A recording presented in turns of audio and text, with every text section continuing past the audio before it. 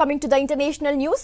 పశ్చిమాసియాలో పరిస్థితులు అమెరికాకు కొరకరాని కొయ్యగా మారుతున్నాయి. తాజాగా అమెరికాకు చెందిన జర్నలిస్ట్ కిడ్నాప్తో ఇరాక్లో ఉద్రిక్తత పెరగగా ఇటు ఇజ్రాయెల్, లెబనాన్ సరిహద్దుల్లో మారణ హోమం కొనసాగుతోంది. అటు గల్ఫ్ దేశాలపై దాడులు, ఇటు సామాన్యుడి నడ్డి విరుస్తున్న పెట్రోల్ ధరలు. ఇక పూర్తి వివరాలు చూద్దాం.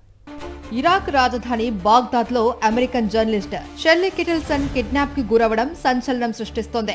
కిడ్నాపర్లను వెంబడించిన భద్రతా దళాలు ఒక నిందితుడిని అదుపులోకి తీసుకున్నాయి. పట్టుబడిన వ్యక్తి ఇరాన్ అనుకూల పారామిలిటరీ గ్రూప్ కతైబ్ హెజ్బుల్లాకు చెందిన సభ్యుడిగా భద్రతా అధికారులు గుర్తించారు. మరోవైపు యుద్ధ ప్రభావం అమెరికా ఆర్థిక వ్యవస్థపై తీవ్రంగా పడుతోంది. అమెరికాలో గ్యాలన్ గ్యాసోలిన్ ధర $4కు చేరింది. 2022 తర్వాత ధరలు ఈ స్థాయికి చేరడం ఇదే మొదటిసారి.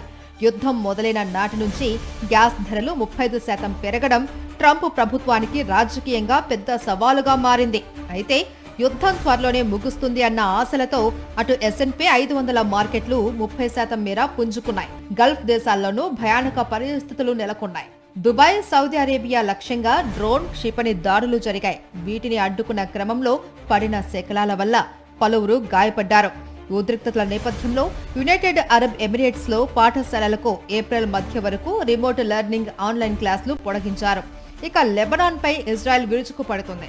లిటానీ నది వరకు దక్షిణ లెబనాన్ మొత్తాన్ని తమ ఆధీనంలోకి తీసుకుంటాము అని ఇజ్రాయెల్ రక్షణ మంత్రి ఇజ్రాయెల్ కాట్జ్ స్పష్టం చేశారు.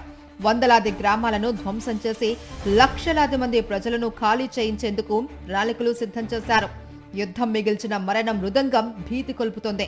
ఇరాన్లో 236 మంది పిల్లలతో సహా సుమారు 1574 మంది పౌరులు మృతి చెందారు.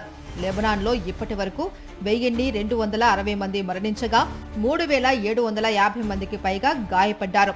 ఇరాన్ దాడుల కారణంగా గల్ఫ్ దేశాలలో 50 మంది ప్రాణాలు కోల్పోయారు.